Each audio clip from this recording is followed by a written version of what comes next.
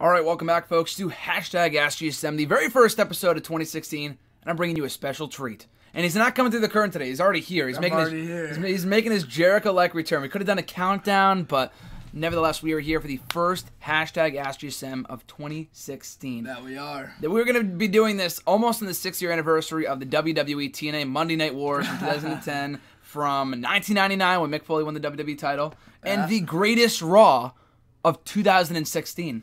I mean, so far, definitely. The greatest one of the year. I mean, we're only one episode in. Nothing's been better yet. That was a great show, though. Oh, definitely. Great show last night. A great 24 hours. It was a fun Raw. Great 24 hours for you and I. We've a lot's happened here at my house tonight. A lot of information broke to us. We did a lot of beast booking. And we just finished up watching the 2004 Royal Rumble and doing a little bit of writing, too, so... It's been a busy last 24 hours. Very action-packed 24 hours. But we're here with you today for hashtag AskGSM. Like I said, the very first episode of the year. Appreciate all your support in 2015. And we're here for 2016, which could very well be my favorite wrestling year to date. I mean, we're only 5 episodes. We're only 5 fucking days in, and I'm already pumped. It's off to a good start. It's gonna be tough to top 2015.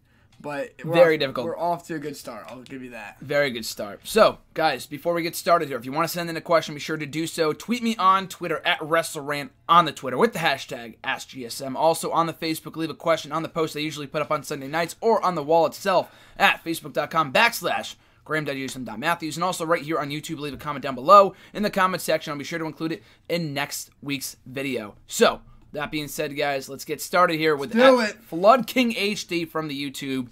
His first question was, do you think WrestleMania 32 will be able to live up to WrestleMania 31, or will it be an absolute fail? I'm going to start off by saying that as soon as you sent this in, I'm thinking the first immediate comparison that came to mind for me was that how is WrestleMania 31 going to live up to WrestleMania 30? Okay. Because WrestleMania 30, we talked right on the phone right after the show ended, right after it went off the air. One of the greatest WrestleManias in recent memory. Oh, of course. And WrestleMania 31, the build for that show was not good. No. There was not much excitement going into WrestleMania 31 with Lesnar supposedly leaving up until like a couple days until WrestleMania.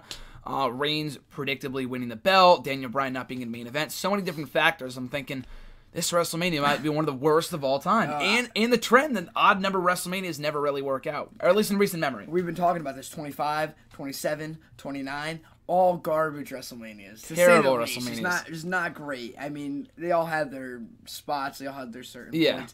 But just overall bad WrestleManias. And I was scared for 31 as well, because I'll give you that. The hype was not there for WrestleMania 31. At all. And to get into to start digging into this question, I will say the hype is there for WrestleMania 32. I mean, they told us at WrestleMania 31 they were looking to sell 100,000 tickets next year at WrestleMania 32. From the get-go. Unfortunately, we don't really have an idea of what the landscape is going to be for WrestleMania 32 as of now. I mean, sometimes you have inklings of what the matches might be at WrestleMania before the Royal Rumble. It looks like this year we're going to know when the Royal Rumble happens. We're going to know what we got coming for WrestleMania. And I think that there's a lot of routes you can go, which is great, because at this point, the last thing you want to be is sure. You don't want to be sure what's happening at WrestleMania. I mean, there's a lot of unpredictable variables that can go into WrestleMania 32, and that's exciting. I mean, it might end up failing, but at least we're not sure. Exactly. Predictability is not always a bad thing, and this is not predictable either. Unpredictability is not always a bad thing either. It could either mean they have completely sure of what they're doing, we just have no idea, or they're just making it up as they go along, but it could work out well, like they did with WrestleMania 31, you can never really tell. But I will say, I don't know if it's going to be a fail, I don't know if it's going to be a success. Even if they don't get 100,000 people in there, they're going to make up a number that's past 100,000 anyway. That's going to break the WrestleMania 3 record, I think we can all really much be sure of that. But I will say that they got a tough task of following that previous 2 WrestleManias. I think that WrestleMania 32 is too big to fail. I think they set themselves up that they cannot fail. It is a no-fail situation. Yeah. So I think that under the pressure, WWE will give us, a great WrestleMania 32. I'm excited. I'm excited. First Raw in the year, and I'm already pumped. AJ Styles, please. AJ Styles, please. Stop. We'll get into that later. Yep. Second question here from Flood King HD. What is your favorite feud of all time in the WWE? I think I've answered this question before, and I think I've also answered it with John here too. It's a standard question, but I think we've answered it before, but Kick it off. I like getting into this topic. I mean, from a narrative perspective, between two charismatic characters who just electrify the masses, and I think that they just did a very good job playing their roles. And then another important thing about storytelling is you have it drag out over time, span years. And my favorite feud in the WWE of all time is Stone Cold Steve Austin versus The Rock. Really? That is my favorite feud of all time. Not as a fan, but of all time. As a fan, I would pick something else. Yes. I've only been a fan since 2006. But of all time, I think that the best narrative was told between The Rock and Stone Cold Steve Austin. We'll answer this two ways. Okay. As a fan and of all time. You said of all time, as a fan. As a fan. I think I know what the answer is, but you go ahead. Edge versus John Cena. I was going to say, from 2006, yeah. Yes. But, I mean, if I was around for Edge, Stone Cold Steve Austin, that would have been, I would have got goosebumps every Monday. So. Of course. So, of all time, for me, it's hard to say. I don't want to say, what I'm about to say, because we're speaking all time here. It's going to pale in comparison to Austin versus Rock. First of all, as a fan, there's a couple different ones. Punk and Cena's up there. It's my favorite match of all time. Orton and Christian, I've gone on record and saying that's my favorite feud. That really kind of stole the year of 2011. Underrated feud. Very underrated feud. Amazing matches. Ambrose and Rollins is kind of getting up there. Of all time, a feud that I'm not going to say is my favorite of all time, but I've definitely been partial to in the last couple of years. Triple H versus Shawn Michaels. Okay. From 2002. When we just watched the 04 Royal Rumble, it went from SummerSlam 2002, we're not even counting their history before that, to the Bad Blood Hell in a Cell match in June of that year. So over almost 2 years, this feud went on nonstop, or kind of on and off. Yeah. So I would go with that feud. The first KFC, also from YouTube. Do you agree with people saying that Full Sail University makes the shows about themselves? It's been a pretty controversial topic. I've seen people talk about this. I've seen Mick Foley mention it on his Facebook page a couple times. Yeah, I would say that here's the thing. Someone else asked the question about Chants and stuff, and we'll get to that later.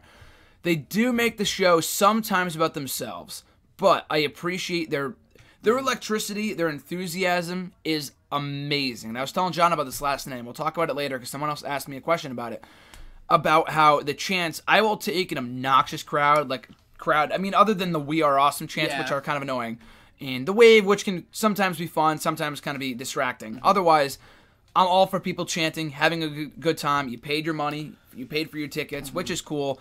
Sometimes it's disrespectful to the performers, which I understand too. Yeah. But I'd rather have a rowdy crowd that's having fun than sitting in their hands, not responding to anything. You and I went into this last night. We talked about this last night. But to answer the question, I think that the Full Sail University crowd has earned the right to be maybe a little bit more about themselves, and the fact that they're always consistently energetic. But they're not annoying. They're not annoying. More often than not. I mean, I've never felt that a Full Sail University crowd has gone over the edge with it. Yeah. I mean, I think there are some crowds who do too much, and like you said, the We Are Awesome, the CM Punk chants. The wave, I think, is completely just disrespectful in my opinion, because just as a viewer, it takes away my suspension of disbelief.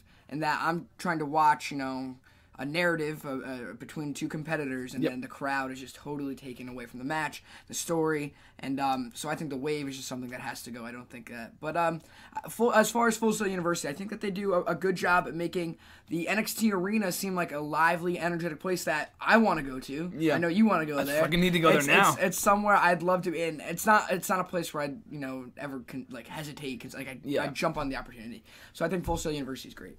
You mentioned it in your article, which is now up on nextEraWrestling.net, 3 things that WWE needs to do in order to make WrestleMania 32 a success. You mentioned that NXT is like the ECW of today. They really are. Just like the old ECW arena back in Philadelphia, they had their own kind of Did they make the show by themselves? No. Sure. I mean, even the fans who dressed up the same time every time in the same getup every time they went, just to get attention sometimes. And they became their own characters in the ECW arena. So but they're a great audience. They made it about themselves at times, but it didn't take away from the overall show. It didn't take away from the narrative. Exactly. They are like the new Hammerstein Ballroom, essentially, is Full Sail University. And they have fucking earned it because they're a great crowd every single episode. So, his next question, how much potential does Elias Samson have? So, for those who are unfamiliar with him, he was on the episode that Sami Zayn re-debuted, and he beat Bull Dempsey. So far, we've only seen one match from him. I mean, he's been around for a while, and he's got a good look. The gimmick is very Jeff Jarrett-esque. He's got a guitar. He's got slow music. Okay. So far, I'm thinking the gimmick kind of leaves a lot to be desired. He's a great wrestler. He does a mean diving elbow off the top rope. But so far, I'm not sold on the gimmick. It's only been 1 day, 1 episode, so we'll see. Time will tell. It's kind of the cliche, but time will tell as far as Elias Samson goes. I don't know how much potential he has in this current gimmick until he evolves. Like I said, great wrestler, but as of right now, I'm not really sold. We got to see more from him. Have you seen anything from him? I'm not too familiar with Elias Samson, so I can't really comment on this question. But I mean, just to say something in general about potential. I mean, if you showed me tape of Bayley 2 or 3 years ago, I would have said no. Like, get her at scratchers. I'll ask you this, kind of rephrasing off that question because you're not sure, you're not too familiar with Elias Samson. Do you base a gimmick off day one? No shot. I think sometimes it's even better to go in without a guitar or without this over-the-top gimmick. I think it's better to go in and just kind of do your own thing, like play the field a little bit, and then you'll come into your own. You'll find something that clicks. Because when you go into your character, when you debut as a character, and you have this whole gimmick set up, this whole shtick, it's hard to back out of that if it doesn't work and go in a different direction. If you go in open to anything, you have so many routes you can take, so many different ways you can go. But if you show up with the guitar, like Heath Slater, the one-man band, that's how he debuted. Yep. And so now he could never be, like, he's always going to be, like, music affiliated. Yeah. In that sense. So I think sometimes it's better to go into your character not really having an idea at first, but then eventually finding it. Like Sasha Banks, before she became the boss, what was she? Just an generic babyface girl, female wrestler. But now girl next door. Now she's my favorite female wrestler ever. So it takes time to get into your character. I agree. You can't really. You got to tweak it. I agree. You got to tweak it. The ringmaster was not Stone Cold Steve Austin from day one. You got to tweak your gimmick over time. You got to. What's that word I'm looking for? Evolve. You got to evolve. You can't fucking be Stone Cold off day one. Nope. Next question from Frankashire15. Should Donald Trump be removed from the WWE Hall of Fame, John? Definitely a controversial question. Very controversial. I mean, as much as I dislike Donald Trump, I'm not a fan of his. Yeah. I mean, he is a controversial person, and he's said some controversial things. But I mean, he's not a criminal. He's not a murderer. He hasn't done anything, against the law, I guess. So I mean, I'm being very nice here. I think that it's fine that he has his, WWE Hall of Fame ring. Do we need to mention that he's in the Hall of Fame for the time being? No. So just let him sit in his own little wing. We don't really have to bring it up. It's a celebrity wing, people, for God's sakes. I know there's a couple different comparisons I can make here. There is Sunny, whose life is a freaking wreck, but she's still in the Hall of Fame. She's an embarrassment to this company as an ambassador. She should have been taken out years ago, but she hasn't, so get over it. It's not a huge deal. I've gone over it. It's whatever. Hulk Hogan, who used the N-word and has, of course, been banned from WWE and whatever. Yes, he has not gone from the Hall of Fame. He's gone from the website. Donald Trump is still on the website, but calling, being a racist, no, I'm sorry,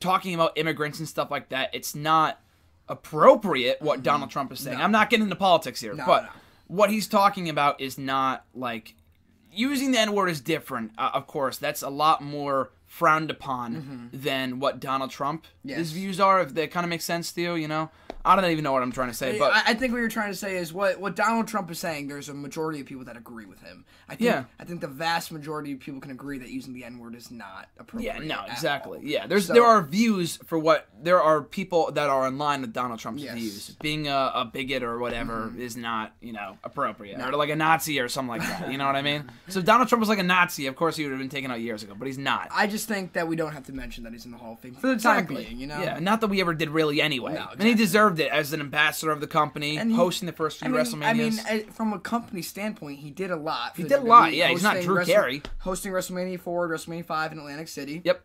Coming to WrestleMania 23 and the Battle of the Billionaires. He even bought Raw for a time being in 2009. So it's not like Arnold, it's not like Arnold Schwarzenegger where he comes in to do a SmackDown. He's in the Hall of Fame. I mean, Drew Carey. Donald Trump has actually contributed to the landscape of WWE. So I'd say that he is actually more deserving than some people that are in the celebrity wing of the WWE Hall of Fame. But still, I'm not a fan of his political views. I agree. His second question, along the same lines we just talked about him, will Hulk Hogan come back to WWE this year? Okay. I think I was going to put this in my bold predictions article. I think just for the sake of being bold, not because I fully predicted it's going to happen, that if he's going to return, it's not going to be till like the tail end of 2016. Like, it's not going to be immediately. I think he'll be back for WrestleMania next year. By that point, I feel like it'll blow over. He'll be back eventually, without a doubt. ASAP, probably not. He's still trying to rehab his image a little bit, his public image. Yep. So this year, again, I'll be bold and say yes, but part of me, like, my heart says no. Like, he won't be back until at least next year. I think it's... there's a chance. I think it's still too fresh. I think what happened is... it was only in July. I mean, the wound is too fresh for him to come back. I do think he'll be back with the company at some point. I mean, Vince McMahon is very good at, making things right with people. Always, yeah. So I think that Hulk Hogan will be back eventually. I think that he has a little more humility to learn, I'd say. I mean, he's done a very good job. He's really, I think, in my opinion, upped his public image. I think, he's... I mean, not that he ever was, this, like, slutty, like, guy going around. Like, yeah, I mean, just after everything that's happened, he's laid low, and he's, and he hasn't, bashed the company or anything. Yeah. He's kept his word sweet. And I think that, in time, he'll be back. This year, I wouldn't even say this year. I'd probably go soonest 2017. Yeah, that's what I was going to say. Yeah. There's a chance it could be this year, but I'm with you that it could be as early as 2017. Yeah. Captain Sunshine, also from YouTube, he's got two long-winded questions here. The first one being, I don't know about you, but one of my biggest gripes with WWE is how they like to retcon whatever, heated rivals into liking each other. Edge and Cena respecting each other, Dusty Rhodes teaming up with Ric Flair and Arn Anderson at Survivor Series 2007. And then there's when they try to revision famous heels into being folk heroes. NWO trying to teach the Ascension to respect tradition, on Raw Reunion last year. Edge telling Christian at SummerSlam 2011 that he always did things with style. Anytime The Rock tries to pass off the People's Champion as a title he earned, but not a nickname he gave himself when everyone wanted him to die back in the late 90s. I don't know, but do you get bothered by that?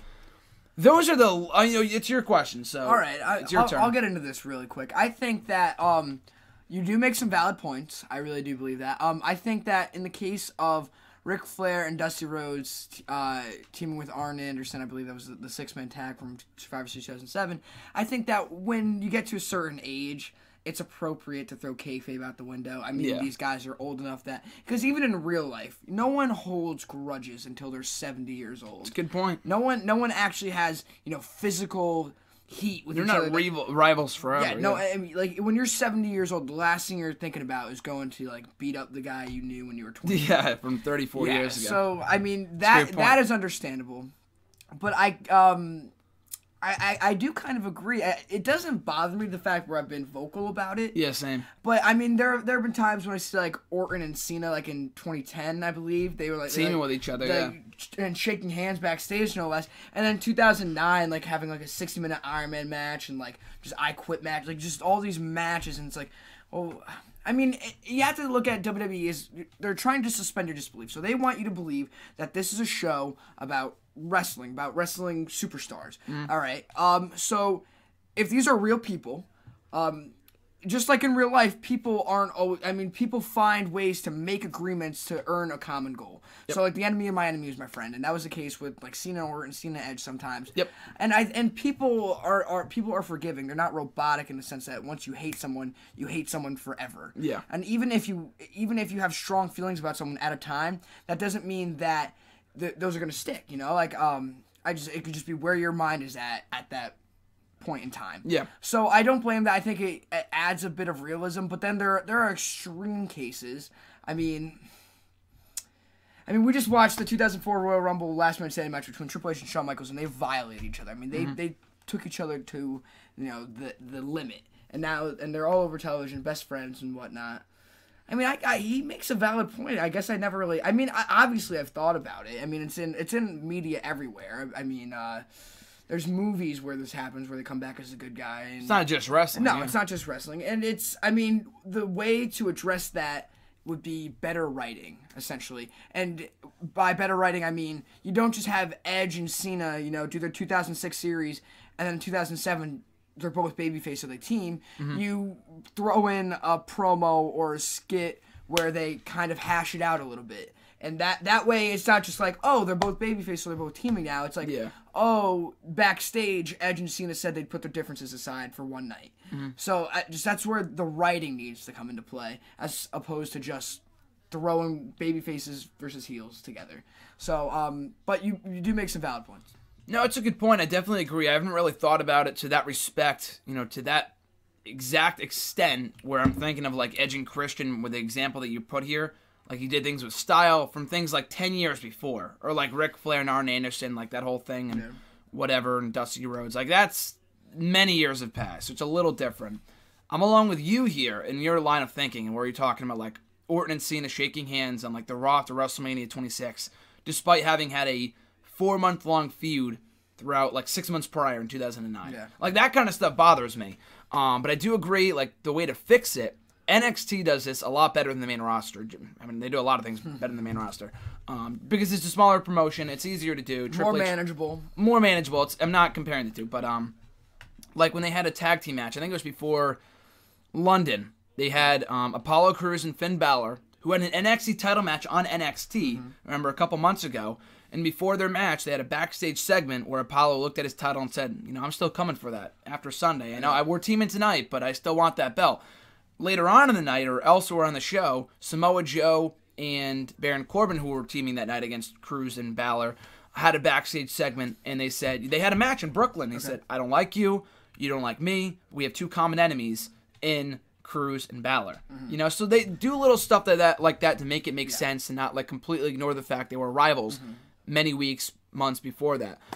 So I do agree. I mean, it doesn't really bother me. I try not to let that little stuff about wrestling bother me. I just try to enjoy it. Yeah. I mean, and this couldn't even go into the argument that so many people had a problem with the Sting Triple H match at WrestleMania 31 because I was thinking that when you were talking before.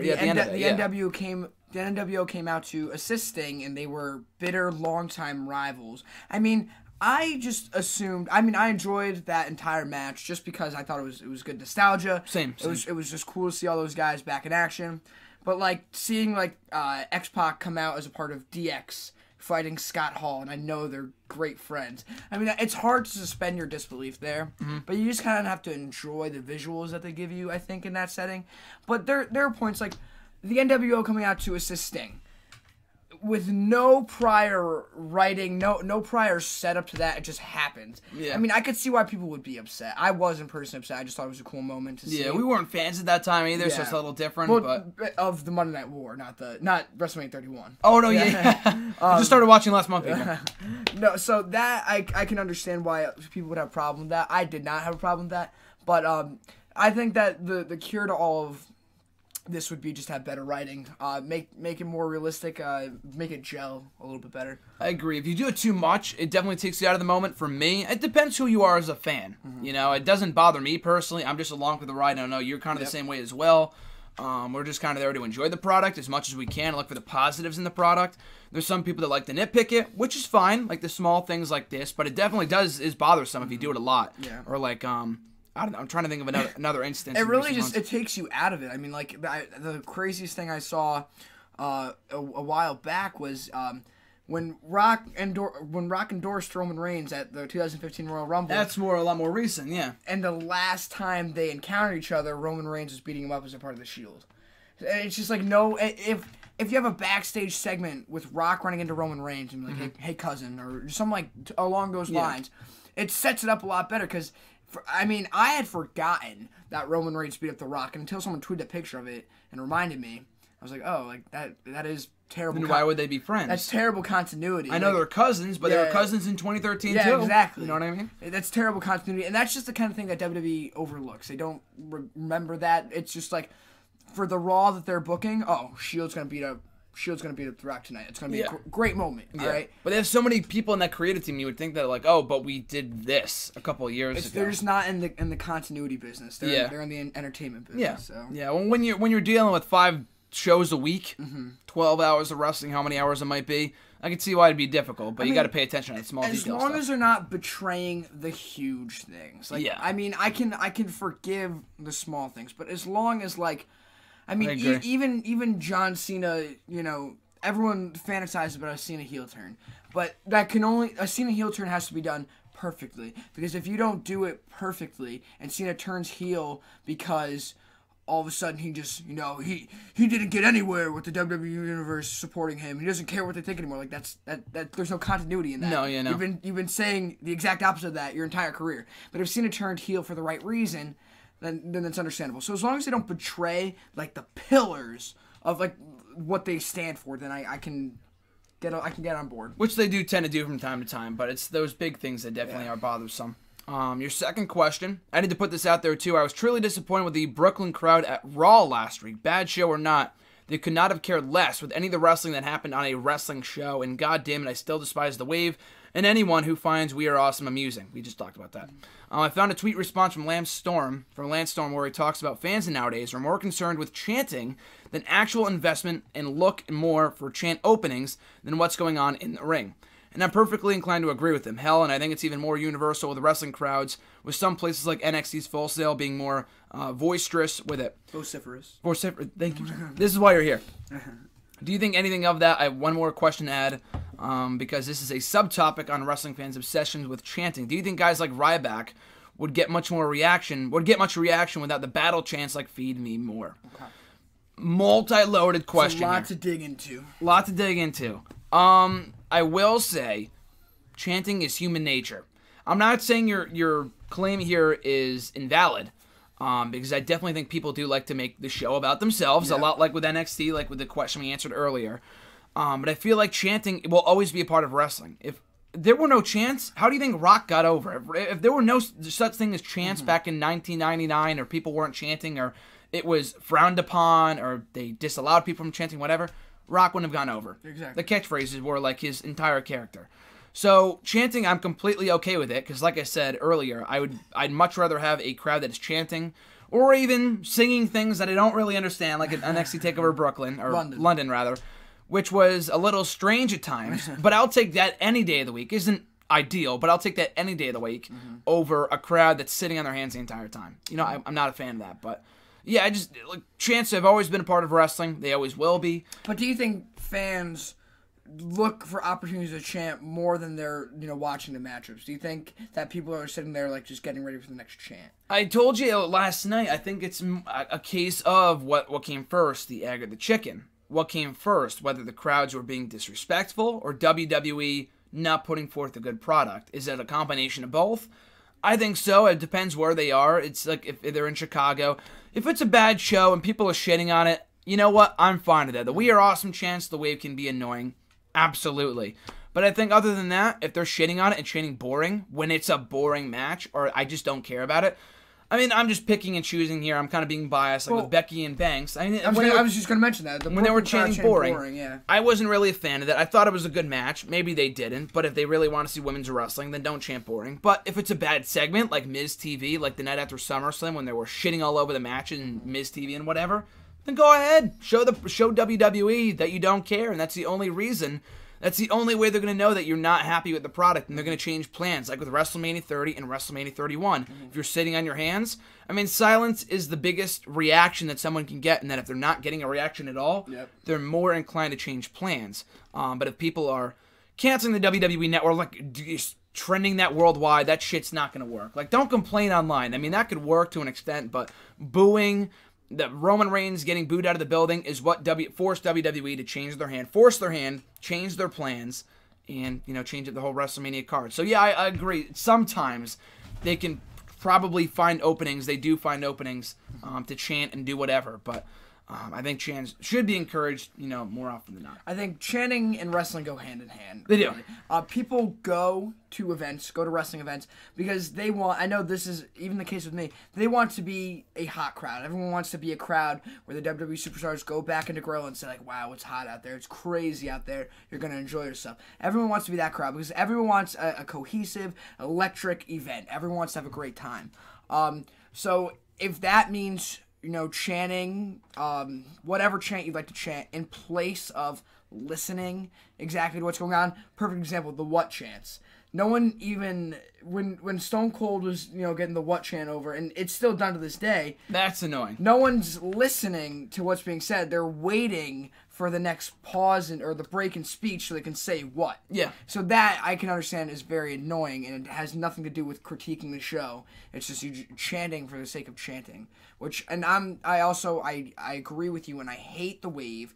I hate We Are Awesome. I think the CM Punk chants, it's pointless. Any place other than Chicago, there's no need for them, because Chicago's going to do whatever they want anyway.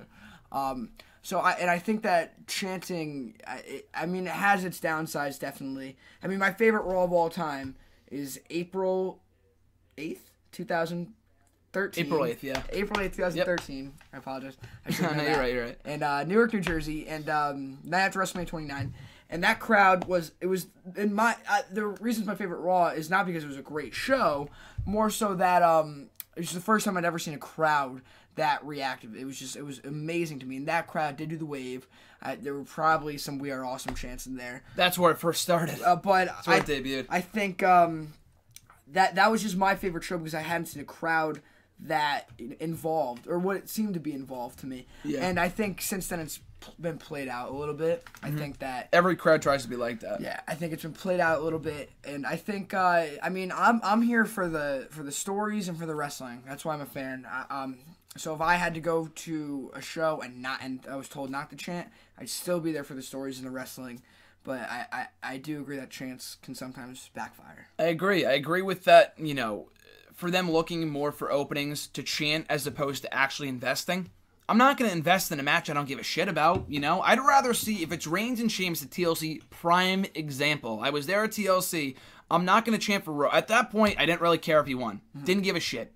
Even care less about Sheamus. So I'm not going to say boo Sheamus because I'm not going to give him heat because I'm not going to boo him. I don't love to hate him. I just don't give a shit about Sheamus. And at that point, didn't really care about Roman Reigns either. So I'm going to find other ways to entertain myself by either chanting boring or doing something else or chanting for someone else.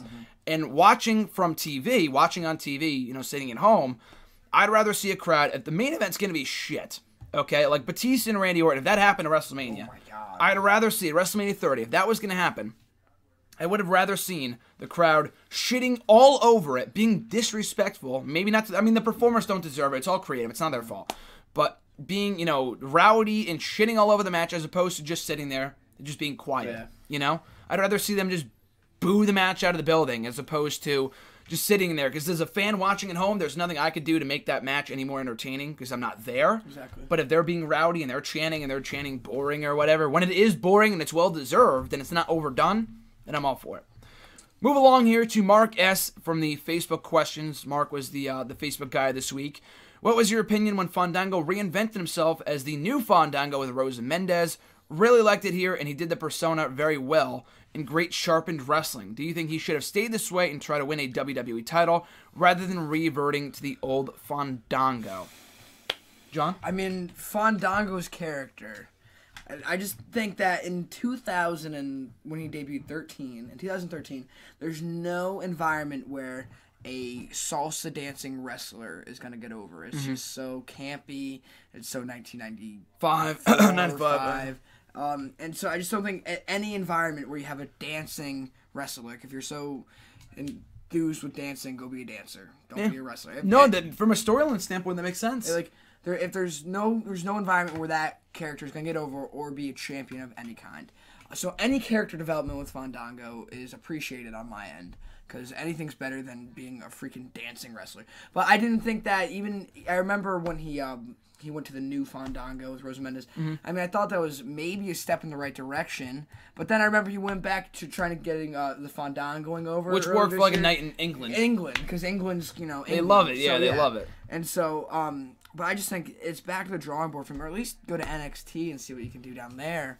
But I think that was a moment when you and I talked about this last night as well, when Chris Jericho put over Fandango at WrestleMania 29. I think that was the moment where Chris Jericho was like, all right, I'm going to start coming back a little more sparingly than usual because I just jobbed out to Fandango. Like he doesn't regret it. Like he takes full credit for him getting over, but he knows now that he's not going to come back to lose to anyone, and the program has to be meaningful, I just think that Fandango wasn't, I don't know how you could ever, with so many great guys down in NXT who aren't getting called up by Vince McMahon, but you have Fandango up there. Cesaro wasn't even on the WrestleMania card that year. If you put over Cesaro in a U.S. title match at WrestleMania, it would have been 10 times better. I just think that character is doomed to fail, regardless of what clothes you put him in or what girl you have him dance with. With that gimmick, anyway. Yeah. I do have to disagree with Mark. I've never liked Fandango, period. But the salsa gimmick dance or whatever he had in late 2014 was doomed to fail from the start. Rosa Mendez is damaged goods beyond damaged goods. That wasn't going to work. The theme song, people didn't really get into it. It was very boring. And I said right after he debuted that gimmick, and even now that he's babyface, they had a chance to make him meaningful again by having him go babyface, but it's been 2 years. Like that Raw, your favorite Raw of all time that you talked about, the Raw after WrestleMania 29 when he first really got over, and then he got injured. They didn't put a title on him, and that was it. Man, you can't go back at that point. You got to scrap the whole gimmick. And I said right after he went to that salsa gimmick shit that unless he drops that dancer gimmick altogether, salsa, fandangoing, whatever the hell it is, he's never going to get over. He'll never be successful in WWE with that gimmick, because Vince poo-pooed on that 3 years ago. We got to move on. His second question here, is there anyone from Ring of Honor do you think that could add something unique to WWE NXT or the WWE's main roster, apart from the big names like Jay Lethal, someone who is different? In watching Ring of Honor for the last 2 or 3 years now, there's been a few people. Jay Lethal, an obvious one. Yeah. AJ Styles could be on his way here. Yeah. Adam Cole, I've said time and time again, I feel like is a WWE guy waiting to happen. He's got the look. He's young. He's a great wrestler. He's entertaining as all hell. He's great. The Briscoe brothers they're not WWE guys. They're kind of like out there, but they're a great tag team too, especially Jay Briscoe. Silas Young I like. I don't think he's a WWE guy. Sitting with Dalton Castle. They're entertaining with it. I can't see them succeeding in WWE. John may agree with me on this one. I don't know if he's a WWE guy on his own, but he was great with Michael Bennett, a part of the Kingdom. These guys would be a kick-ass tag team. I heard WWE was interested a couple months ago. One of them said it to TNA, so I don't think it's happening. But Matt Taven, I think, would be a nice pickup for NXT. He's got a lot more charisma than I feel like people see of him. And watching him from Northeast Wrestling for almost 7 years at this point, which is incredible to think about. The guy is great as a heel. He's a good worker in all capacities, I think. And I'm not a big ROH guy myself, so the only tag team that I was aware of was Michael Bennett and Matt Taven. And I think that they could have very well succeeded with Maria in their corner. I think they could have succeeded in the WWE, and that would have been my answer. I would have loved to see them come to help out the tag team division, at least in NXT, At least in NXT. At least, there they would be successful. Yeah. The main roster is very hit or miss. That's why the Young Bucks never came over. But Taven as a babyface, kind of a vanilla babyface, but as a heel, amazing. Great worker regardless, though, as John said. At RJ_Marso, my brother RJ's question was, what pay-per-view was the best in 2015, excluding the Big Four, and why? Same with the worst, excluding the Big Four, which is tough, because obviously the best was WrestleMania, in my opinion, and I know you definitely agree. And then the worst was Survivor Series. So it's a good question, because it's not an easy answer. I'd probably go, my personal favorite, other than WrestleMania, it's kind of a tie between Payback or Money in the Bank. Okay. I think those would be it's pretty dead even between those guys. And then I'd say the worst non-Big Four would go to, and I hate to poop on it because you were there, but I think TLC probably, it was just, not that it was a bad card. I mean, it had great matches. I just think we were coming off the heels of a lackluster fall 2015. So, and there was, I mean, the end of the night was great with Roman Reigns beating up Triple H. A great opener with the tag team ladder match, the Selena del Sol took ladder. Everyone loves that movie. Yeah. I just think that because of what the state of the WWE was at the time, I think it was one of the less memorable pay-per-views of 2015. Best Big Four, non-Big Four pay-per-view. I was going to say TLC. I thought it was a great show. I'm biased just because I'm there. I'm trying to think about all the other pay-per-views. Fastlane was not the best. It was entertaining. You and I said it. People shit on it, but I thought it was entertaining. Extreme Rules, I might go with Extreme Rules as the worst. I mean, it had Cesaro Kid versus New Day when they first won the belts. Orton Rollins in a steel cage. Yeah, it was overbooked. I mean, I thought, again, an entertaining show. Not a great show, but entertaining. Payback is up there as one of the best. I definitely agree with you there. Before you keep going. Yeah, Kane and Rollins, they started their dissension in that steel cage, right? Yes. And they didn't have the blow-off until Night of Champions? Oh. Hell in a Cell. Hell in a Cell, oh, wow. Technically, but it started... He returned and then Kane returned in Night of Champions, correct? Yeah, he returned in Night of Champions, yeah. So, Elimination Chamber, I thought was all right. Cena and Owens obviously stole the show, and Ambrose and Rollins had a great match, but the two chamber matches sucked. Payback was great. You're hurting my feelings, man, because we've spent the entirety of 2015 they're great pay-per-views, singing its praises, and now you're just like, well, this was decent, this sucked. But I'm saying parts that weren't good. I mean, yeah, but I think comparatively... I'm saying they're all good pay-per-views. I'm not saying they're great, though. I'm saying standout pay-per-views here. All good shows. Money in the Bank, great show. I might have to go with that one as the best one. You don't like Payback? I liked Payback. I think Money in the Bank might have been better, though. Just because of the ladder match and then Cena Owens. I think between Cena Owens was my favorite. Money in the Bank was my favorite Cena Owens match. Yeah. But I think between the two go homes of Payback and Money in the Bank, I preferred the Fatal 4-Way over the ladder match. I mean, it was the longest ladder match in WWE history, correct? I think so. It was. They said that, but I didn't like the finish. I didn't like how the title, once if no one grabs it, it's a fumbled football. First one to get it wins it. That's never been an implemented rule. They've never said anything about that. So I thought that was pretty dumb. Yeah. And I like the Fatal 4-Way Mini Shield reunion at Payback. I thought that was great. Awesome. That was a great main event. It was a very good show. There's no perfect Big Four, non-Big Four pay-per-view. And WrestleMania wasn't perfect either. There was no perfect show. There was no all-time worst show either. I'm just picking out highlights and low points.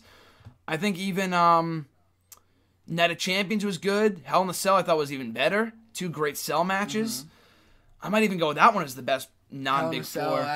Probably go with Hell in a Cell because Taker Lesnar was awesome. Reigns Wyatt was great. Del Rio came back and won the belt, which was a great moment at that time. New Day was pretty good. That was a good match. Charlotte and Nikki put forth a good effort. The mid-card was all right compared to the main events, but in comparison, it was not bad. But we have to do a disclaimer in saying that I say pound for pound, there is no better calendar year. I mean, we critique all of these pay-per-views, but I think it's really kind of nitpicking in the sense that I would take any pay-per-view we got this year, like any card of any pay-per-view, and switch it out with like any other pay-per-view, a non-Big Four pay-per-view from like the last 5 years. I'd say like every pay-per-view we got this year was better than like a non-big. I mean, that was a bold-ass statement. Never mind. I agree, though. I agree. I mean, I feel like even now in picking out the low points and highlights of each pay-per-view from this year, you go back to 2014, I can go on for 5 minutes about everything that was wrong with every pay-per-view that year. 2013 especially. That year sucked. Bad year for wrestling. 2012 was pretty good. 2011, my favorite year in wrestling before last year, had a lot of shitty-ass pay-per-views, people, so... 2010 was titties. 2010 was titties. 09 was even worse. 08 had some good shows, but I mean, 2015 all around had good to great shows. Now, I'm saying good. They weren't great, but they were good, solid shows. No bad shows. Even Survivor Series had its moments.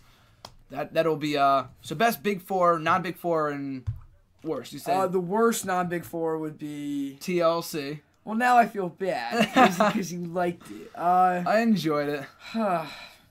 I would just go with maybe probably Extreme Rules. It wasn't as special as it usually is, and I'd probably go with Extreme Rules or... I'll stick with TLC. TLC, and then the best was Money in the Bank. Or Payback. It was a tie between Money in the Bank and Payback. But actually, changing the answer, Hell in a Cell. Best. Okay, I'll go with Hell in a Cell as well. At Brad Berdar, what is the best possible direction WWE can go with Tyson Kidd?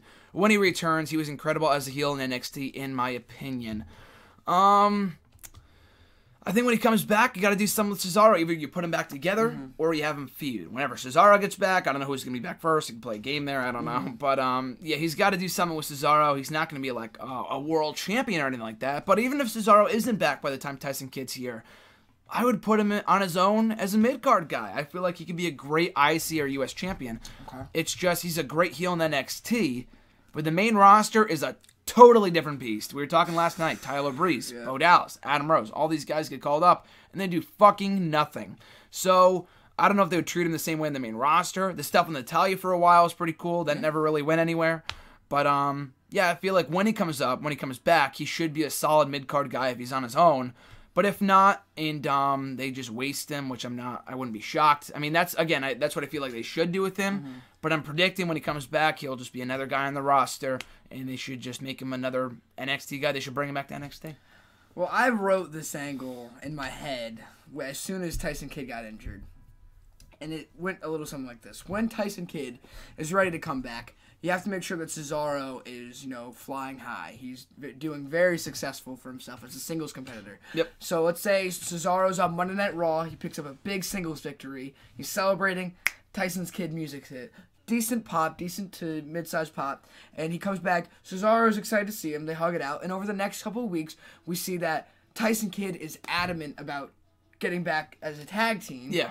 And Cesaro is a little hesitant. He's a little iffy about it. Cesaro section, baby. So he's a little iffy about it, but they do have their matches, and they're successful. They continue to win. They continue to win. The chemistry isn't exactly there. Like, you can even have some botches, like, on purpose, and just to show that the chemistry isn't exactly there, because Cesaro wants to go in one direction, Tyson Kidd wants to go in another. Yep. And then after a while of building them up back to where they were, you see Cesaro really likes being a team again. Cesaro really likes gelling with Tyson Kidd, and that's when you have Tyson Kidd stab Cesaro in the back and go off on his own as a heel.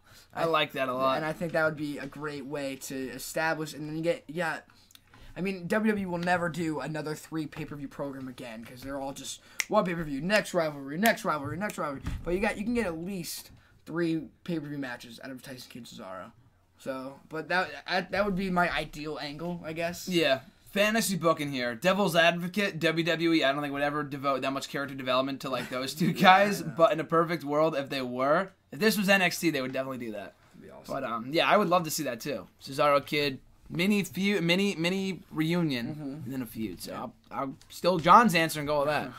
If it were up to you, would it be better to have a 40-man Royal Rumble this year? They've already. I mean, if this question was asked before Monday Night Raw, then my answer might be yes. I wasn't a fan. I know you told me you liked the 2011 Rumble. Yeah, I'll get my thoughts in a second. I wasn't exactly a fan of the 2011 Rumble. I thought the 40-man was a little bit too much. I mean, the 30-man is already exhausting as is.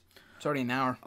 So I wasn't really a fan of the 40-man concept, but as of Monday Night Raw last night, the Royal Rumble will already be for the WWE Championship, so you don't want to put all your eggs into one basket. Have it be a 40-man for the WWE title with Brock Lesnar. I mean, then you're clawing for yeah, jobbers. It becomes obvious, yeah. It's tough. So it becomes obvious they're trying to stack it as much as possible. So I think that a 30-man with the title is fine. But, I mean, maybe one day, maybe 24 years from now. Yeah. Just like the title match implications for the Rumble was 24 years after Ric Flair. So maybe 24 years from now they do another 40-man. Maybe in the 24 years from 2011. Yep. So what would that be? 2035? We're hanging out for that year for the Royal Rumble. We'll watch that one together. But yeah, I mean, I like the 40-man Royal Rumble. I thought it was good just because everything just kind of aligned together. I thought there were a lot of good stories going on. And you had a lot of guys, let's face it, with a 40-man Royal Rumble, and that was before the brand split died. So you had 2 great rosters. You had at least 1/4 the spots taken up by the core and the Nexus combined. That's 1/4 of the participants right there. And then a couple returns thrown in. Yeah. So that's why it worked out as well as they did. I mean, granted, they have the Wyatt family. They have the League of Nations now. I just think with the roster being so thin and so many people being out, you can't. I mean, I've said it before, bring it back. I don't know if it's going to be a regular thing. 30-man, I think, is good. It's always been that way. Not to say that just because it's always been that way, it's the way it always should be.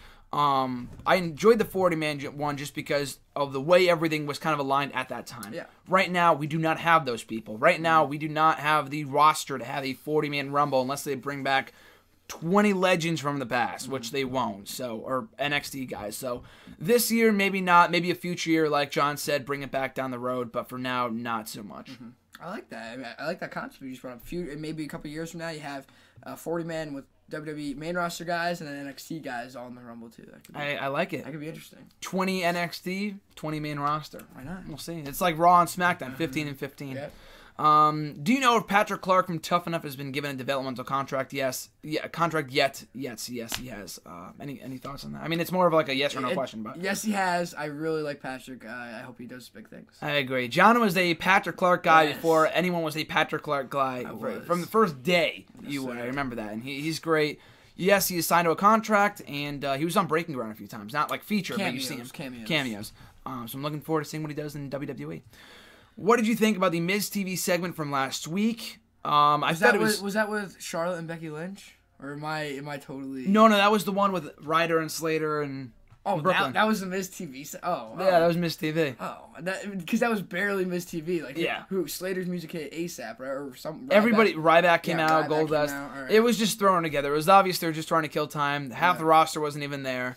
I enjoyed it just to see like Ryder and Slater. I thought it was hilarious. Like the pops they got were great. Yeah, bigger pops than Ryback and like Ziggler. Yeah, and Big Show too. Yeah. Yeah, I think Big Show coming back wasn't really exciting to me. For him to announce he was the first guy to be in the Royal Rumble. Not the number one entrant. He's going to be the first guy to enter the Royal Rumble. Let's clear that confusion up right now. My thoughts were like, why waste a spot? Like, put a baby in or something. Yeah, it's like he doesn't really... Yeah, exactly.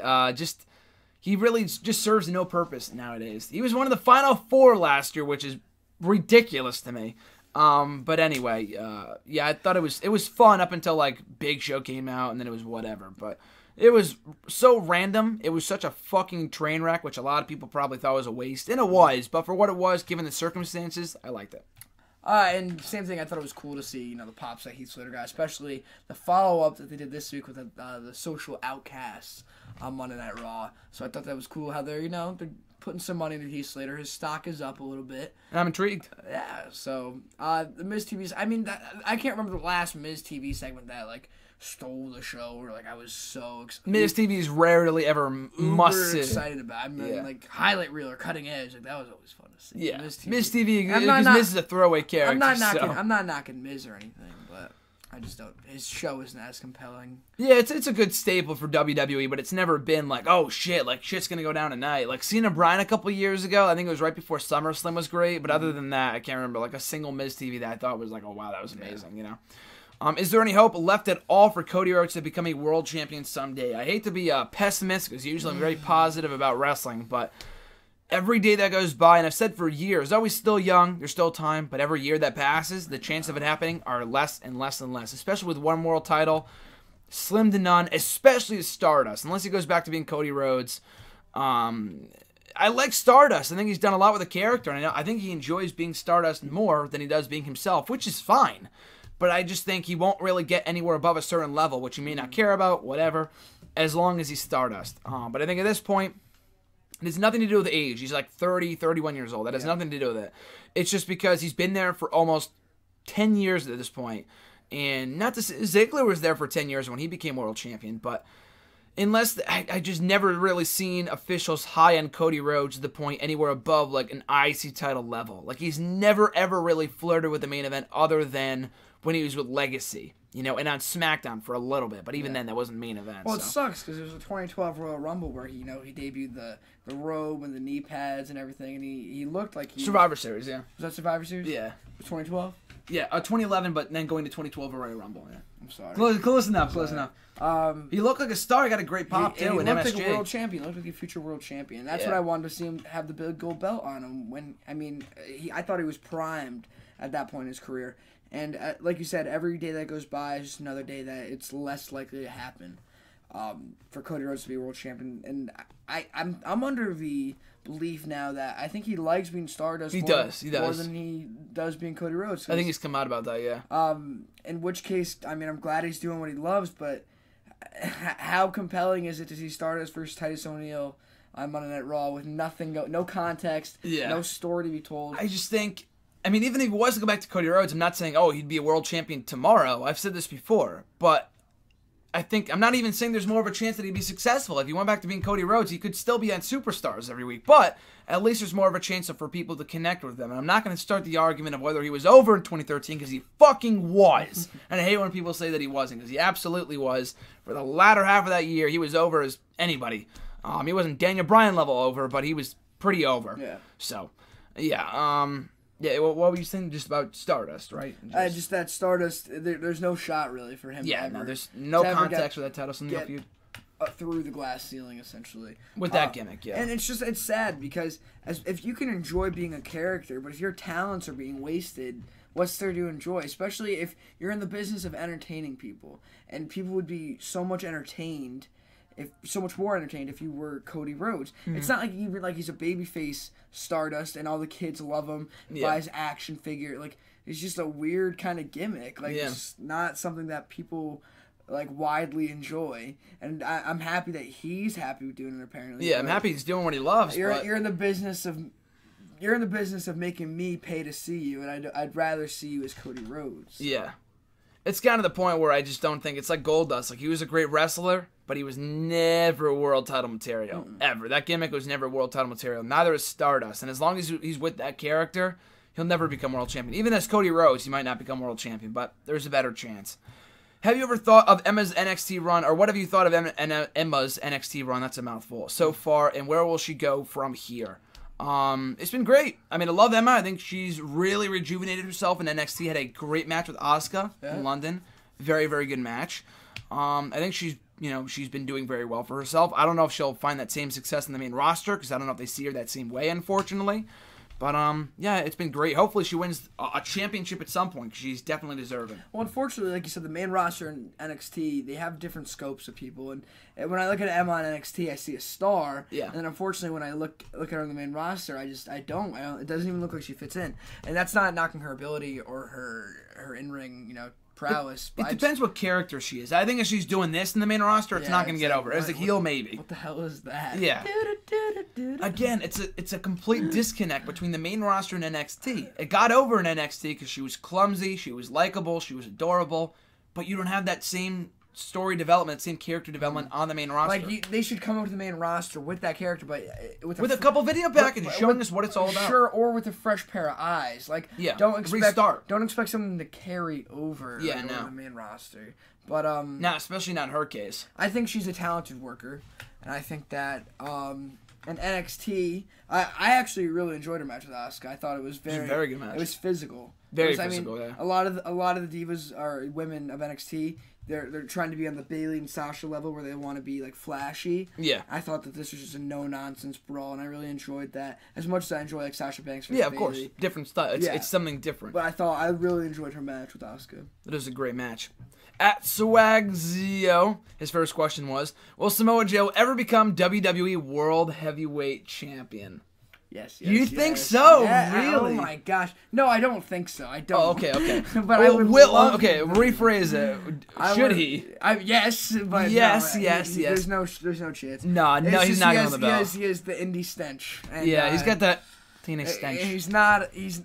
I mean, unfortunately, the main roster doesn't look at him like a homegrown guy, so they don't want him being the standard bearer for the company. But he more than deserves it, I think. I can't wait for him just to come to the main roster for the feuds he can have. That's my favorite entrance music. Love it. Oh my god. Great. But he's a star, and I love him, especially if AJ Styles is coming. Especially if he's coming to accelerate. Get ready to stand the ground. I think that Joe and Styles could really turn heads, even if they were both called up to the main roster at the same time, and you just got like pay-per-view buys at the ass because they're amazing. Yeah. And you know how many people will tune in to see AJ Styles Joe on WWE television? Like, that's like another 100,000 people that would normally be watching Lucha. Yeah. And they're like, oh shit, like Joe and Styles on Raw. Or TNA or New Japan, where they both, made their names. Joe and Styles are on Raw? Yeah, let me turn Lucha off. Like, let me go watch Raw. Like, I don't know. It's going to get people excited. It's going to inject new life into the product. Will he ever become world champion? Definitely not. I think the chance of making the main roster alone are slim. Because I feel like if you watch the table for three, he worded it in a way where he was like, I was brought in to add momentum to NXT. I think that's why I was brought in. Same thing with Asuka, too. I think that's why I was brought in, but I think that's not his end goal. I think he's had such a great run as both a babyface and a heel in the last 9 months alone. He's shown he's worthy and he's deserving of making it to the main roster. I mean, he's successful. I'm sure Kevin Owens was brought in to add momentum to NXT, but he was on the main roster like a month later after his debut. I think he's a different beast though, because I think Joe, they knew he's not Owens is relatively young. Joe's a little, but they might be the same age. I might be lying there, but I feel like when they signed Owens, Balor, and Tommy, they knew they're gonna be stars. Their end game is. I know Joe could be a star, though. I know he can be a star too. I'm saying, will he become world champion? Definitely not. No, I agree. No, but I don't agree with it. Don't say he won't be on the main roster, because when January 24th, 2016 comes, his music hits at the Royal Rumble. Done. Seen this in the ring. What the hell? Those two trained together in UCW in 02. Oh my God, Cole, how do you know so much about the indie scene? Why are you calling that? We're not producing that line. It's supposed to be, who's this fat piece of shit? Who is Samoa Joey? Who's Joey Samoa? I could definitely see that happening. Change his name, Joey Samoa, on his t-shirt, written in tape. He's a wrestling chef. Like Kevin Owens, yeah. Will it happen? Maybe not as world champion, probably not, but it should happen, and I look forward to seeing him at the Royal Rumble. Hopefully. All right, and his second question was, who will John Cena face at WrestleMania 32 this year? The Undertaker seems like the most obvious choice, unless they throw a curveball and he wins the belt of Royal Rumble, or he faces Roman Reigns, or whatever, or both. Or he faces Samoa Joe at WrestleMania and he debuts and he takes him out of the Rumble. I'm not going to get my hopes up. Or Brock Lesnar, which is not going to happen. No, thanks. Joe Lesnar. I'm sorry, not Cena Lesnar. Sorry about that. I meant Joe Lesnar. Yeah. Thought we were talking about Samoa Joe for a second. I got carried away. But yeah, either Roman Reigns or Taker. But Taker's the money match, so I want to see that one.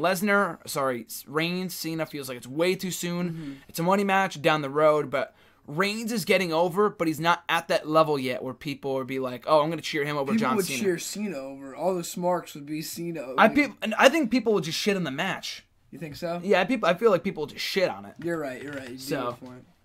But yeah, Undertaker's got to face at WrestleMania. You're saying who will he? But I think it's going to be Undertaker. I think Undertaker's a smart choice as well. That's the money match, and everyone seems to be under the belief that this will be like, why is there dust on my hat? I apologize, guys. Everyone's under the belief that this will be Undertaker's last WrestleMania or even last match potentially, but there's like guys like Jim Ross who think that Undertaker has a couple more years left in him.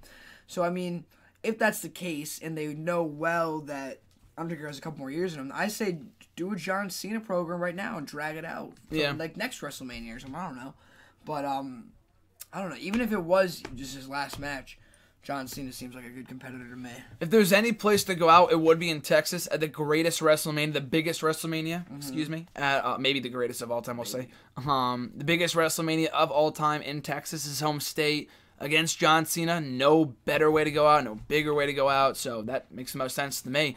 At E1 3A, between Wade Barrett, Zack Ryder, Jack Swagger, Adam Rose, and Mark Henry, rank their salvageability from least to most. So I put my list here, least to most. Most I put Wade Barrett, which is comical, I mean, compared to the other people, but he's been here for 5-6 years. They haven't done anything with him, of significance, so they've just botched his pushes time and time again. I don't think he'll be world champion, but I think there's a chance people could care about him again if they gave him the right push. So Wade Barrett, up next to Mark Henry. I put him over Jack Swagger just because he's established. You have him go on a tear, people will start caring again. Like the Hall of Pain shit again, like that would be awesome. But I think he's ending the career, nearing the end of his career anyway. So Barrett, Henry, Jack Swagger, he's a great wrestler. I think there's a chance, but not as much as Barrett or Henry. He's there. They can make him a threat to the U.S. title. That's about it. Adam Rose, it's gotten to the point where people just don't give a fuck, and he's approaching Fandango territory. And then Zack Ryder, I love the guy, but he's kind of established like the Mikey Whipwreck of WWE of today. Wow. So, which is good. That's where he belongs. I don't think he's ever going to be mid-card again. He deserves to be, but he won't. So, he's right where he needs to be before he, gets released or leaves WWE on his own. So, again, Barrett, Henry, Swagger, Adam Rose, and Zack Ryder. I would start off with Jack Swagger. Because USA is always over. There will never be a time where people won't get behind USA. Mm-hmm. And if you that's a good point. And if you put victories behind that, you can make a draw. 2014 was a prime example. Yep. I think after that would be Mark Henry. Because I agree with you. I put the Hall of Pain stuff again. He works, but it's just he's very damaged in the sense that he's babyface heel. Yeah. So that's still tough. But he's established at the point where where people are going to care regardless. I think that following that would be Zack Ryder. Really? Okay. He still has so much support from the IWC, and to revamp his character, turn him heel, make him a serious heel. Like he can still do the woo, but just like not like a joking heel. Yeah, like when he first got started. Yeah, like make him like a serious heel, and then I'd go Wade Barrett because I think that in terms of the pencil, I think that they don't want him because he's just so prone. I believe like he's injured right now. He's not working. It's the third time in 3 years he's been injured. Yeah. And then I'd say Adam Rose right now is the least salvageable. And I think that's his own doing, really. I think if he's stuck with the party character, it might have caught on, but I think he's deviating from course so much right now. That I don't think it's his fault. But I don't know. I feel like I gotta disagree. It's not his fault. You're telling me what he said on Monday Night Raw last night. It was the most. I didn't understand a single word he said. You're telling me someone wrote that for him? Because that sounds like something like he wrote. Because who in God's name would write that? It sounds like something he wrote, thinking like, oh, this will get me heat, and it was like, what the hell did you just say? Like, I feel like it's his doing. But it's gotten to the point where he just doesn't care. It's been 2 years, and it's not his fault he's where he's at. I mean, we talked about this last year. If they capitalized off the ESPN buzz, off that momentum from that special, he'd be a superstar right now. Not world champion, but he could be a big star. Even if he went back to being Leo Kruger, it's not like, oh, tournament Leo Kruger, people are going to care. They might not care. Fandango, they turned him back babyface. People cared for a night, Yeah, you know? In England, where people are going to... Super welcoming. Exactly. Like, I mean, fucking anybody can get a pop in England. So, I don't know. I feel like Adam Rose, they had their shot. It's the point where I feel like they're not going to do anything with him ever again. I mean, it's gotten to the point where he's just going through the motions. Yeah. So at this point, he doesn't care. But just it's not his fault. He's gotten to this point. I'll say that much. Just because Creative had many opportunities to change up his character, but they've given him so many different characters that I just don't fucking care. And he's not that great of a wrestler where it's like, oh, he sucks, but he's a good his character sucks, but he's a great wrestler. But that's not the case. Like, he's just mediocre. His second question: push, breakup, release. Blake and Murphy, Enzo and Cass, or Dash and Dawson? Can I start this? Go ahead. I would push Enzo and Cass. Okay. Because logic. Of course. Most over And of the now, group. I was going to say release Blake and Murphy and then break up Dash and Dawson. But I feel like Dash and Dawson, they have so much chemistry and they have so much, and they're just such a good tag team that I don't feel like they would be able to survive in a singles world. That's why I put that. I like Dash and Dawson more than Blake and Murphy a lot more. They're a great tag team, but the only reason I put here push Enzo and Cass, because logic, as he said, break up Blake and Murphy and then release Dash and Dawson. Now, it sounds weird because Blake and Murphy are not nearly on the level, I personally don't think, as Dash and Dawson in terms of tag teams, but I like Murphy a lot. The Australian guy, a part of Blake and Murphy, he's great. I think he can be very good as a breakout single star. Maybe not world champion, but I think he's got a good look. He's a good worker. Blake, I'm not too high on. I don't know if Alexa Bliss should go off on her own, but if she was a manager for him, he could be like the next Billy Gunn or something. I don't know. He looks like Billy Gunn. Okay. So there's some potential there with singles stardom. I've never given a shit about Scott Dawson or Dash Wilder. I just think they don't have the story yet. They don't No. we don't know, because we only know of them as a unit. No, Scott Dawson was a singles guy in NXT. Really? A couple of years ago. He's been here for like 3 years. Well, who watched NXT 3 years ago? Put your hand down right now. I'm just saying, Dawson never did anything for me on his own. Alright, so you're going to judge his ability to be a single star off of what he did 3 years ago as Green McGreeny? Right now, if you were to break these guys up, I think that Dash and Dawson they're competent enough in the ring that if you put a good story behind them, and I'm agreeing with you, so everyone knows. I think Blake and Murphy are good in the ring too. I want to defend Dash and Dawson. I love them, but I'm thinking Dash and Dawson. I don't think a Dawson character on his own would get over. At least Murphy, if they gave him had him start saying crikey and whatever, give him some Australian shit, he would get over, I guess. But Dash and Dawson, smartest thing you've ever said. crikey, and he's over. Crikey, money. Hashtag book it. Next question. You think Roman Reigns cheers against the McMahons? Crikey. What was Steve Irwin? Just give him the rehash of the character. He'd get over it instantly. I'm telling you. Gosh. Take my money, Vince. Crikey. Crikey. Take my Australian pesos, whatever. You think Roman Reigns' cheers against the McMahons is secretly out of apathy or resentment for authority figures?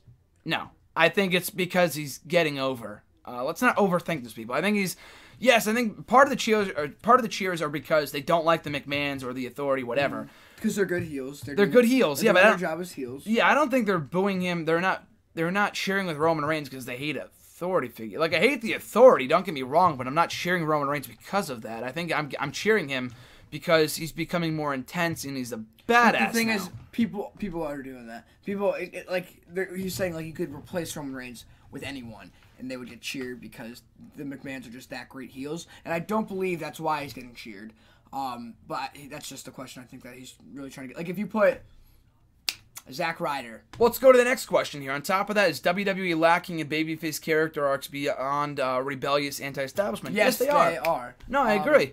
I think if you put anyone in that role and gave him a Stone Cold push, of course they could get over. So that's I think that's why to an extent Roman Reigns getting cheered, because if he was just feuding with Sheamus straight up this entire month, It would be, Well, what happened in it'd fall pretty December? flat. The feud sucked. McMahon had to get involved himself, so I think that. It's sad, but it worked. But one thing I don't think I've ever said publicly, or at least on hashtag, is I understand why people aren't exactly enthusiastic about Roman Reigns, and that he's a great worker, but just he has very poor mic skills. Mm-hmm.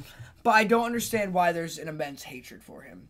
And I get that he has a jetpack on. I get that they're Not his fault. I get that they're grooming him. But people began to resent him because at the Royal Rumble, remember when Philly tore the building down? Yep. Because it was clear as day that he was going to win. No one thought he was ready to win the World Heavyweight Championship. That's why because no one thought he was good in the mic, and he didn't. Up until then, he hadn't had one good match. Yeah. Other than maybe Orton at SummerSlam 2014. Yeah. He had like one decent match. And so people were booing him because no one wanted him to see his WWE champion. He never won the WWE championship. In fact, at WrestleMania. In fact, he grinded the rest of 2015 went up against like a Big Show. Mm-hmm. Bray Wyatt had a great feud with.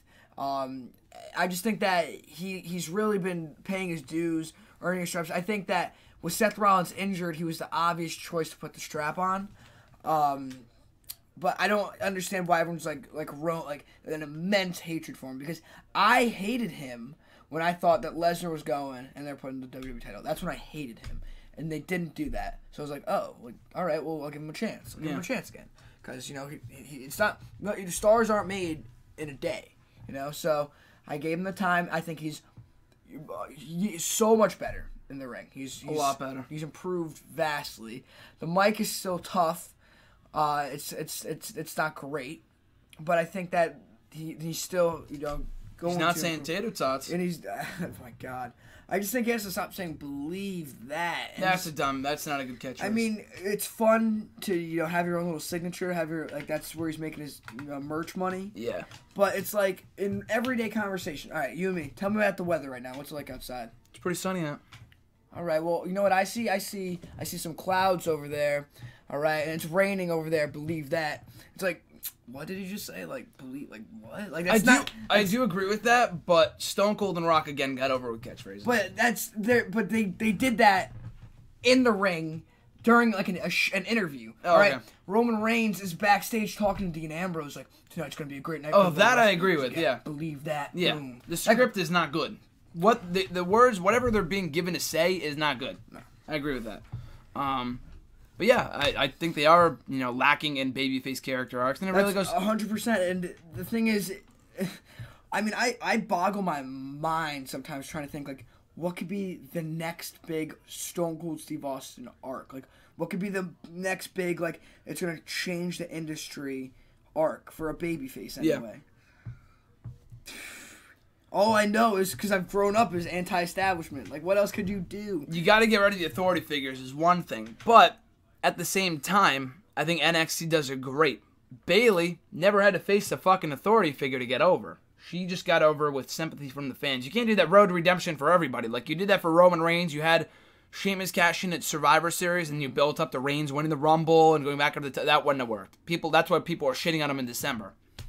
But if you do that with some people, Sami Zayn, Bayley, Daniel Bryan, it works for some people. Daniel Bryan was anti-authority, but that's because the authority has been around for like 3 years, which is retarded. But anyway, they are lacking in babyface character arcs. But you don't always have to be facing an anti-establishment guy. You're not gonna get people over just by doing that. When the McMahons are gone, they're not gonna be around forever. Mm-hmm. When they're gone, though, you got to find another way to get Roman Reigns over. Hopefully, by that point, it's established enough. Though. I think the number one thing you have to do is make sure that your top heels aren't the authority. Yeah, that's it. That's exactly it. Because the people, the number one heel that people are paying their money to see get comeuppance is Stephanie McMahon.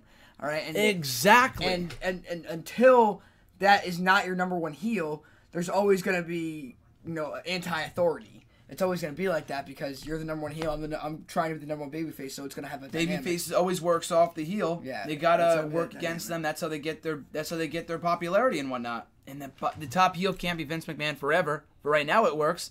But at some point it's got to be a Rollins or an Owens or a Bray Wyatt or a you. Exactly. Or at GNAP's Ring Wrap on Twitter. It's got to be anyone but Mr. McMahon. Next question here: do you think WWE uses complainer gets his comeuppance way too much for heel characters? again, yeah, I'm not going to spend too much time on this. We got a couple questions here. So, yeah, they use... I feel like you're just kind of putting all your complaints into one thing and seeing if, like, I agree with your views, and that's not... that's fine, but, I don't really think about this stuff way too much. I just try to enjoy the ride. So you're asking the wrong person, because I just don't... I mean, there's some stuff that obviously, like we talked about before, it goes back to what I was saying. The big stuff bothers me. The small stuff make the biggest differences, which I agree with. But stuff like that, I mean, that's just wrestling. I'm not saying, like, that's the way it's always been, so it's okay. But...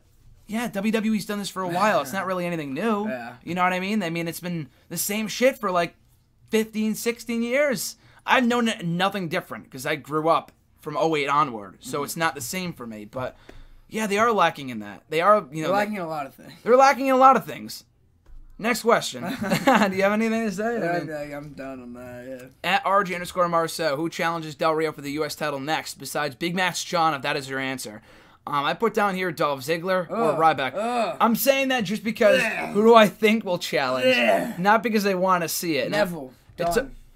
Thank you. Next question. Okay, I completely forgot about Neville. Or I was going to say, not because I think it's going to happen, but at some point, Kalisto would be nice, too. Sure. Kalisto or Neville, not Ryback or Ziggler. I mean, Ryback would be better than Ziggler, trust me. I love Ryback. I love Ziggler, but they're so damaged. They're so damaged. It hurts my soul to think about like them having any kind of success. Like I'll throw up because they're so damaged. Like Dolph Ziggler lost to Heath Slater on Monday. And congrats to Heath Slater, but it's like no one else could have taken the job. Like all right. I didn't get pissed about that. I don't care about Dolph Ziggler. I don't. At least Ryback and Del Rio, that's never really been done. The matches wouldn't be great. Ziggler and Del Rio's been done a million times. I'll pass. That's true. Cody Collier, 37. What would you like to see happen in the WWE World Heavyweight Championship match on Raw, and why? He asked that before we watched Raw, so we're going to skip that one. Sorry, Cody. Sorry. At Scarlet1, I got 3 questions left, sorry. At Scarlet1, you know, in seeing the various opinions of wrestling in 2015, I'm reminded of something my father once told me. In each era of wrestling, at least 60% is shit. Only difference is when you think the stuff you like is worth it. Ever think that's true? Only the stuff that you like is worth it. That's like the best part of the year. Is that what you're talking about? I'm kind of confused. I'm a tad confused, Scarlet1. I'm gonna try and talk this out. I'm gonna work it out. Go ahead. All right. So 60% of the stuff that occurs in wrestling, that happens on television, is not entertaining, is not enjoyable. Every year. Is shit. At least 60%. And I can agree with that. If you tally up all of the terrible things and terrible segments and pointless segments and things that don't accomplish anything narrative-wise or character-wise, and you tally all those up, I'd say they vastly have the majority against things that do matter and are great, which is what makes the great things freaking great. But I think your punchline here of what your father told you, only difference is when you think the stuff you like is worth it. I think that's kind of like common sense. Like obviously, only difference is when you think the stuff you like is worth it. Like obviously, if I like it, it's worth it. Yeah. To me, anyway. So I think. But, I mean, I know I'm totally diverging from what the question you is to ask, but I could probably agree that the mathematical percentage ratio of shit to not shit would be I disagree. It's like around 59, 61. All right. It's 41. All right. No, I'm just kidding. I don't know. But, you're asking the wrong person again, because I just appreciate all the good shit. Like, I know like you did. I mean, 2015 was the greatest year in WWE history. Of course not, but as a fan, I enjoyed the fucking hell out of last year. A lot of great pay-per-views, a lot of great matches. I try to look at the good stuff. I mean, we're not completely like, we're not one of those people that's going to be like, WWE's great, it's awesome, I love it, they're doing everything right, everyone, I care about everybody. I like a lot of the wrestlers, doesn't mean I care about them all. You know, we'll call out shit when we see it. Oh, yeah. We'll complain about some stuff when it's deserved, but we'll look at the good stuff. I'm going to, like today, I'm not talking about, we're not talking about, like, the problems in the Royal Rumble match, coming up. We're not talking about, this doesn't make sense. We'll point it out, but I'm like, AJ Styles might be in fucking WWE. We're, like, focusing on the positives, you know what I mean? P.O.P. P.O.P. Power of positivity. It's a new day. Yes, it is. Final 2 questions here, also from Scarlet1. Who would the two of you say were the best babyface and heel of 2015? Very good question. John? Heel. Seth Rollins. Has to be. Kevin Owens is a close second, but it has to be Rollins. And then babyface, lot tougher. It's not Roman Reigns, that's for sure. I don't think Roman Reigns was. I want to say Dean Ambrose. Close enough. He wasn't booked amazingly, but it was close enough. Like, who else? But then I would say John Cena. John Cena, probably. I mean, in this case, it has to be John Cena. Either Cena, Lesnar, who's not really a babyface, but people fucking love Brock Lesnar. Enjoyable heel. Yeah, I'd probably go with John Cena or Lesnar, or if we're including NXT here, Bayley. Bayley is the perennial babyface, so I'd go with Bayley if we're including everybody here. But as far as best heel, Rollins is without a doubt. I completely agree with John there. Final question from Spencer Hunt, and I tweeted out last night that we were doing the show today, so he knew that we were doing it, and he sent in this question after Raw. What does this do for the predictability of the Royal Rumble now that the announcement has been made that the Royal Rumble matchup will be for the WWE World Heavyweight Championship? I think it's great. There's a lot of potential winners. We have Triple H, maybe, which I know a lot of people are kind of shitting all over, which is, again, I don't really mind as much. There's Roman Reigns, which, again, a lot of people are shitting over. I would not shit on it. I mean, I know we saw it last year, but he's already WWE champion. Yeah. He's not winning a title shot again. And it's in his hometown. He's not going to get booed out of the building. If he does, I'll admit I'm wrong, but I'm pretty sure he's not going to get booed as much as he was in Philly. Trust me. Brock Lesnar could win. Jericho is a long shot, but he's there. Kevin Owens. Seth Rollins pulls John Cena. It's not happening. But you know what I mean. There's a lot of different potential people. AJ Styles. What did I say? Did I say AJ Styles? But there's a lot of different people. It could be. So I think it's great. Even before this announcement wasn't made, how many people... There's a couple people I just named. Some are not likely. Yeah. Before that, the Rumble match, which I'm always excited for anyway. It's its own draw. Lesnar might win. Triple H might win. And then who else? Dean Ambrose, maybe? As IC champion? There's nobody. At least now there's a lot of different people who could win the belt, people. Yeah. Why are people... I mean, I'm not going to complainers suck. I mean, I'd try not to focus on those... Naysayers, negative nannies, Nancy's. Negative Nancy's. Thank you, John. Again, this is why you're here. Negative Nancy's and all those people. I just try to focus on the positive, in my own opinion here. Not to say everyone else is shit. I'm just saying with mine. I'm focusing on the positive, and I love the idea of something new, or at least something that has not been done in 24 years. Thank you, John. I'm a journalist, not a mathmatician. And John is a journalist as well, but he is a much better mathematician than I am. I said 16 years ago last night. 24 years ago. 24. I thought it was 14. Just 8 years off. just 8 year, 10 years off. Yeah. But anyway, I'm excited. I think it's a great move to have the Rumble be for the WWE World Heavyweight Championship. Bring on January 24th. I'm excited. I think this is the first time that I've been excited for the Rumble match itself. Because, well, not in my life. What? John, get out of here. Get out of get out of your own house. I mean, in a while. That's not as predictable. Yes, and I think that it's not as predictable. And I think that just all the combatants that are going to be named for the Royal Rumble are really going to add to the hype of the match. Really, what it goes to show is that they've gotten the Royal Rumble match wrong the past 2 years. And this year they're putting all of their marbles into the Royal Rumble match. The championship will be defended in the Royal Rumble match. Yep. They're having Brock Lesnar come back, Chris Jericho come back, AJ Styles. Triple H might be in it, making his in-ring return. So it means it shows me that they're determined to get the Royal Rumble right this year. So I'm excited for the Royal Rumble. I don't think it's predictable because you could very well have someone screw Roman Reigns out of the title and he Triple H, and then he faces Triple H at Mania, and you could very well have someone win the belt, Brock Lesnar, and have him face someone for the title at Mania, The Rock. So, yeah. Love it. There's so many routes you can go. I agree. I think, and not the first time I've been excited for the Rumble, but... Who said that? I didn't say that. But more excited than I've ever been. I'm always excited for the Rumble regardless, but now this year it's for the title, which is something we've all been waiting for a long time. And 24 years. 24 years, something I thought they would never do again. It's big.